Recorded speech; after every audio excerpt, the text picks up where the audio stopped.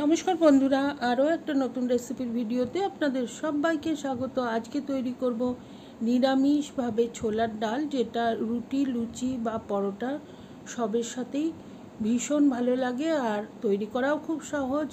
আশা করি রেসিপিটা আপনাদের ভালো লাগবে। তো আসুন দেখে নিই রেসিপিটা। 1 কাপ ছোলার ডাল আমি 3-4 ঘন্টা আগে ভিজিয়ে দিয়েছিলাম আর এখন 4-5 বার ভালো করে ধুয়ে নিয়েছি।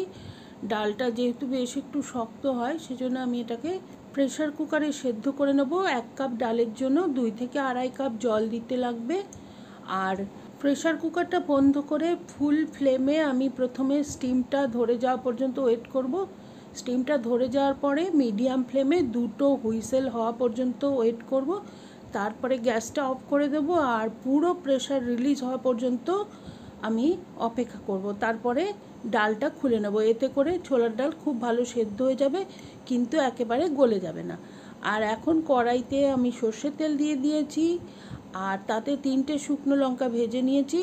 একটা শুকনো লঙ্কা পরে গার্নিশ করার জন্য তুলে রাখলাম। 2টো শুকনো লঙ্কা আছে, দিয়ে দিয়েছি একটা তেজপাতা, হাফ চা চামচ গোটা জিরে। জিরেটা খুব ভালো ভেজে গিয়ে সুন্দর গন্ধ বের হয়ে গেলে 1 চা চামচ গ্রেট করে রাখা আদা দিলাম। আপনারা চাইলে বাটা আদা বা খুব সরু করে কুচানো আদাও দিতে পারেন। আদাটা ভালো করে ভাজা হয়ে যাবে, কাঁচা গন্ধটা চলে যাবে, তখন 2টো মিডিয়াম সাইজ আলু এরকম চৌকো করে কেটে রেখেছি সেটা দিলাম। আমি ছোলার ডালটা আলু দিয়ে তৈরি করছি, আপনারা না চাইলে আলুটা স্কিপ করতে পারেন। দিয়ে দিয়েছি আন্দাজ মতো হলুদ আর হাফ চা চামচ মতো হিং। যেহেতু নিরামিষ ডাল, সেজন্য একটু হিংয়ের ফ্লেভারটা ভালো লাগবে। এখন আলুটা খুব ভালো করে ভেজে নেব আর তার মধ্যে আমি দিয়ে দিচ্ছি হাফ চা চামচ ঝাল লঙ্কার গুঁড়ো, হাফ চা চামচ কাশ্মীরি লঙ্কার গুঁড়ো। ঝালটা আপনারা আপনাদের পছন্দ মতো দেবেন। দিয়ে দিয়েছি হাফ চা চামচ ধনে গুঁড়ো আর পৌনে 1 চামচ দেবো জিরে গুঁড়ো, মানে জিরে গুঁড়োটা ধনে গুঁড়োর থেকে সামান্য একটু বেশি দিচ্ছি। সব মশলা আলুর সাথে ভালোভাবে ভেজে নেব। এই সময় যদি আপনাদের মনে হয় মশলা পুড়ে যেতে পারে, তাহলে সামান্য একটুখানি করে জল দিয়ে মশলাটা কষিয়ে নিতে পারেন। আর এখন মশলা ভালোভাবে কষানো হয়ে গেছে, আমি সেদ্ধ করে রাখা ডালটা দিয়ে দিচ্ছি আর মশলা এবং আলুর সাথে খুব ভালো করে এটাকে রান্না করে নেব। এখন আমি দিয়ে দিচ্ছি আন্দাজ মতো লবণ, কেননা আমরা ডাল সেদ্ধ করার জন্যে বা আলু ভাজার সময়ে লবণ দিইনি। এখন আন্দাজ মতো লবণটা দিয়ে দিলাম আর ঢাকনা দিয়ে 8 থেকে 10 মিনিট রান্না করব, যাতে আলুটা সেদ্ধ হয়ে যায় আর ডালটাও একটুখানি নরম হয়ে যায়। এখন 10 মিনিট হয়ে গেছে, আমার ডাল এবং আলু সেদ্ধ হয়ে গেছে। 5টা কাঁচা লঙ্কা চিড়ে আমি এখানে দিয়ে দিলাম আর দিয়ে দিচ্ছি বেশ বড় করে 1 চামচ চিনি। যেহেতু নিরামিষ রান্না আর এই নিরামিষ ছোলার ডালটা একটু মিষ্টি মিষ্টি হলেই খেতে ভালো লাগে, সেজন্য চিনিটা দিলাম। আপনারা আপনাদের পছন্দ মতো চিনি দিয়ে নেবেন।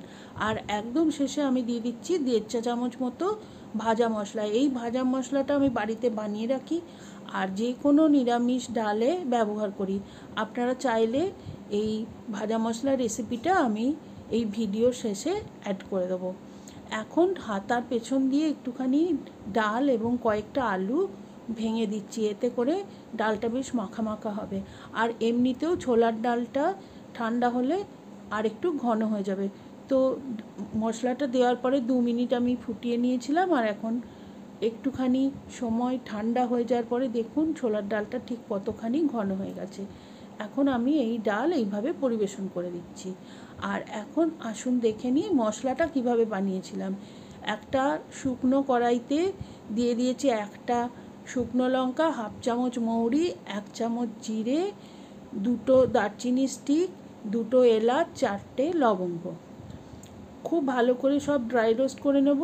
দেখুন কালারটা কেমন চেঞ্জ হয়ে গেছে। এখন গ্যাসটা অফ করে দেবো। অন্য একটা পাত্রে মশলাটা রেখে ঠান্ডা হয়ে যাওয়ার পরে গুঁড়ো করে নেব। তো আপনারা বাড়িতে অবশ্যই একবার এইভাবে ছোলার ডাল বানিয়ে দেখবেন। কমেন্ট করে জানাবেন কেমন লাগলো। রেসিপির ছবি শেয়ার করতে পারেন আমার ফেসবুক পেজে। আর রেসিপিটা ভালো লাগলে please like, share and subscribe my channel.